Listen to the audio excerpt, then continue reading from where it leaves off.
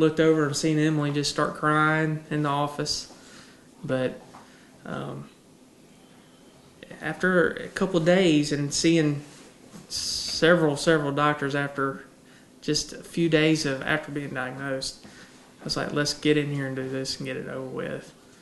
Let's quit harping on the point and let's get to the treatment and get it over with. Whatever we have to do, it's time to move on. And July 1st actually was first surgery, and then a week and a half later was the second, and then a week after that, somewhere around the third week of June, we started the 9 to 12 weeks of chemotherapy every day. It was very scary. Like you said, thankfully the doctors encouraged us the whole time. I was trying to be strong, and then I just totally failed, like you said, and I started crying. So initially it was scary, but thankfully the doctors were right there the whole time and saying, you're going to make it, it's going to be okay, we're going to do this. And I don't know what would have done if they weren't there, just holding our hands and telling us it's going to be okay. They really felt that his life would be spared, and that was a major thing for us. And then they said that we wouldn't have any kids, so that was a big downer for us, as a young couple, I guess. But I don't know, just God was with us and just gave us peace. And 3 years down the road, we heard a heartbeat that we never thought we could ever hear.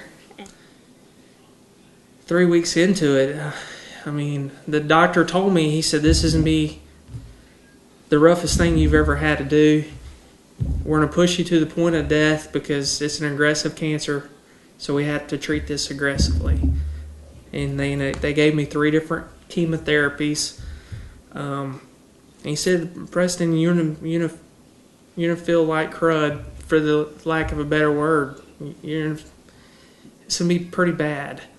But he said, we're going to give you medicine, but unfortunately the medicines for nausea and different things didn't really pan out the way he wanted them to. And just 3 weeks into chemotherapy, my kidneys started failing. They became severely depressed. I was in the hospital at that time, been in for about a week, and the doctor came in, the nephrologist came in, and he had very broken English. It was kind of hard for me to follow him, but I knew enough medically from the military to understand where he was getting. And he said, they were stopping chemo because if I continued much further, it was going to totally shut down my body. So it shut down my kidneys and shut down my body, and it wouldn't have lasted much longer. Just from the chemo, it was killing me instead of the cancer. We pulled together as a family and pulled together as church families, and they started praying. I wasn't really much into it. I was being medicated. You didn't have energy, no. And I really couldn't even talk. I remember Emily and my mom and dad having to gown up in protective clothing because any germ could have caused me to get a little further along and progress further towards my demise quickly. So I was segregated from a lot of people at that point. And it was a Saturday afternoon that the doctor told us that. My mom went to crying. Emily went to crying. My mom called her pastor and his wife, and they went to praying. And the next day is miracle number 1 inside of chemo because it totally turned around. The blood work came back to normal as far as kidney wise, and the nephrologist came in and he said, I don't know what happened between last night and today, but your numbers are back to normal. He said, I suggest we continue on with chemo. He said, I'm baffled by this. We knew that God stepped in. There was no doubt in my mind or Emily's mine. I mean, the nephrologist came in and says, we have to stop this or it's going to kill you. There's no way around it. So we knew that God stepped in. And for the next several weeks after that, it was fine. I was doing fine. I would have typical nausea. Still wasn't eating that well. Temperature would spike about every 14 days because the way the chemo worked, about every 14 to 20 days, it would really have my immune system really battered. It would bring me way down. So for a good week, I'd feel like trash, and it would be way down there. It was just, all they could do was medicate me, put me to sleep. That's all I could do. And I would sleep 80% of the day during the sick, real sick times. And then August rolled around, and it got a little bit more intense.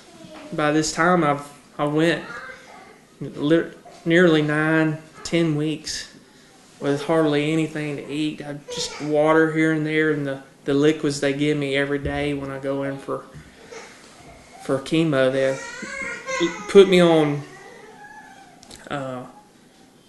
pre-meds and try to hydrate me for at least 2 to 3 hours before chemo would even start, just so my body can replenish itself just a little bit, because they was about to knock some more out of me. And August rolled around, and that's when it got even worse. That was when I felt really like I was at death's door, because even the doctor, even my primary oncologist even said, Preston, your blood work is rounding the toilet, to use his words exactly.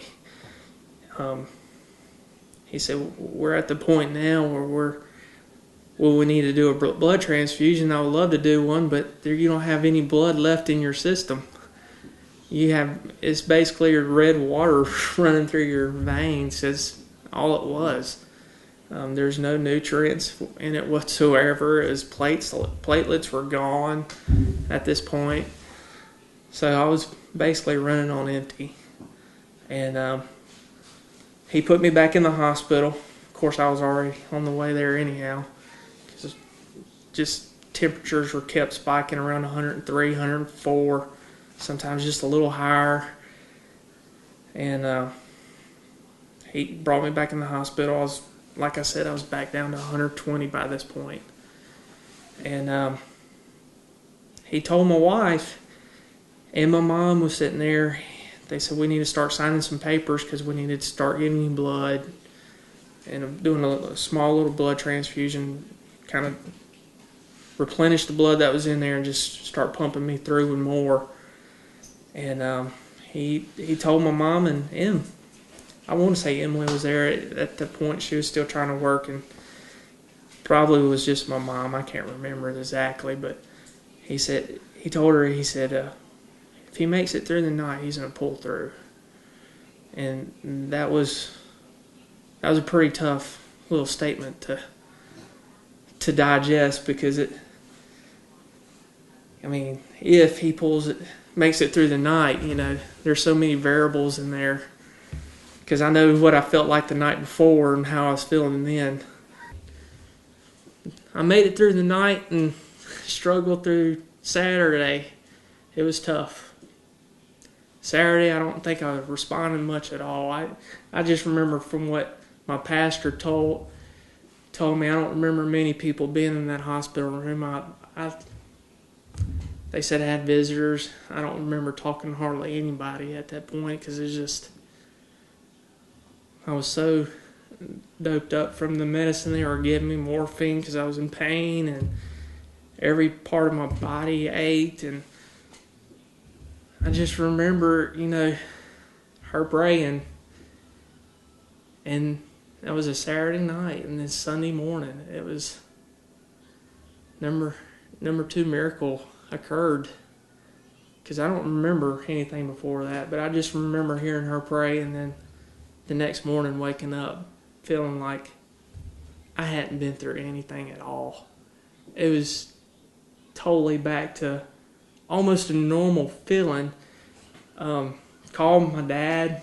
Dad, are you on your way to the hospital yet? Yeah, I'm about to leave your house. Well, bring me some donuts. I'm hungry. And at this point, it's been weeks since I've had anything, especially not something sugary as donuts or fried or whatever.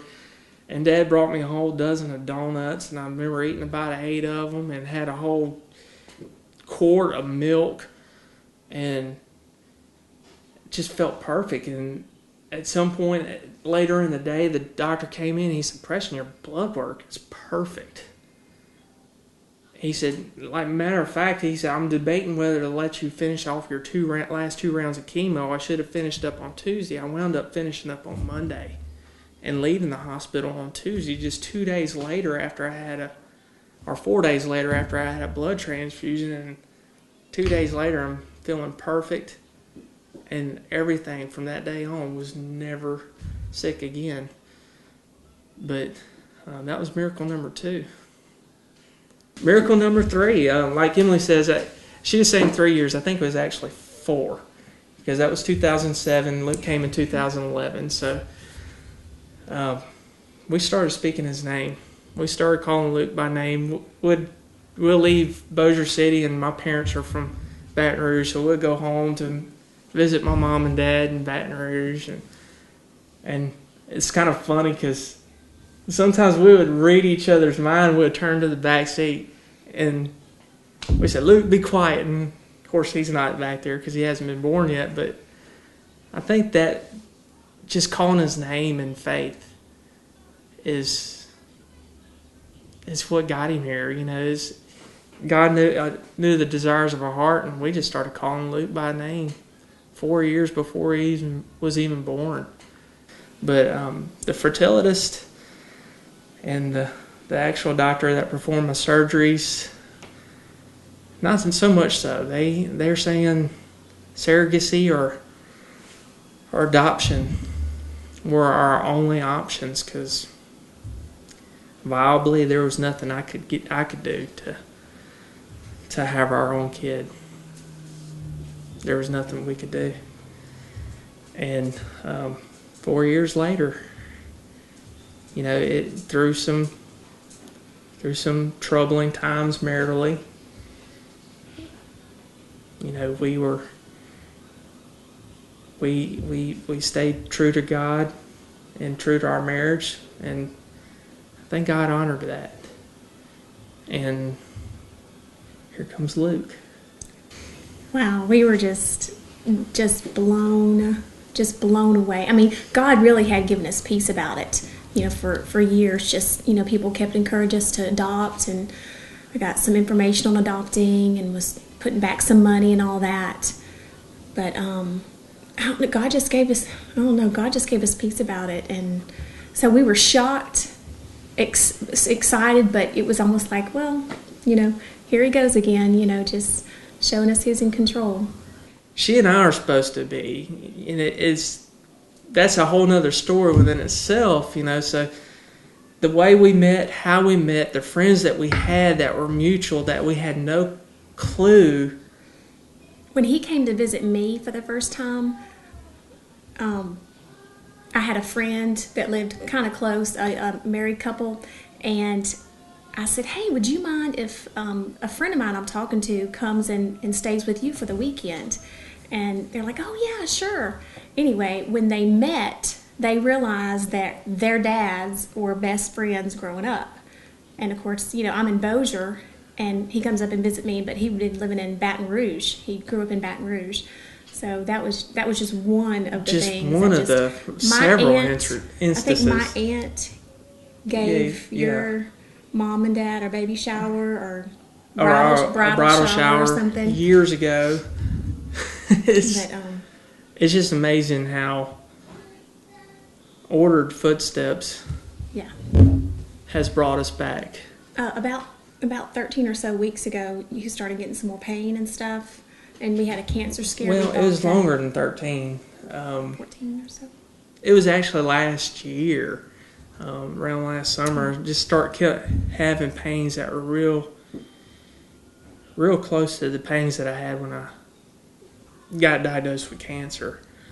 Didn't really say anything about it at first, and then it got to the point where I was like, Emily, I'm hurting. And she's like, you need to go get seen. And I'm like, no, I'm not going through this again. It's not going to happen. And I guess I was thinking in my mind, ignorance is bliss. But it came down to December. She's like, you're going to get seen. At this point, it was every day I was complaining about it, or every other day complaining about pain. And this past December, she's like, you have got to go to the doctor. Well, she called me at work. She goes, you're not going to be happy with me, but I just scheduled you an appointment with Dr. V. I'm like, why in the world would you do that? I don't want to go. He's pretty mad. And she goes, well, Dr. V just wants to talk to you and see what it is. He doesn't think it's anything, but we'll go from there. He wants to at least see you. So I go see Dr. V and told him what I was having. He's like, well, let's have it checked out. So he did the full workup again, just like I did when I got diagnosed with cancer the first time. And for that week was the longest week of my life again.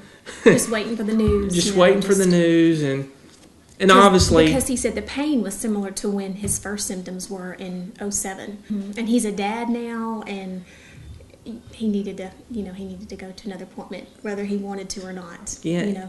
And I guess I've had, since 2007, I've always had the fear of, death. It's always been right there. I don't want to die, prematurely. I want to see Luke grow up. I want to see him go through high school and, first girlfriend, get married, whatever. I want to see all that. I want to see a little bit. I want to hold her, when she comes along. And, those little things, we didn't know we were pregnant then, so I guess I want to see Luke, at this point.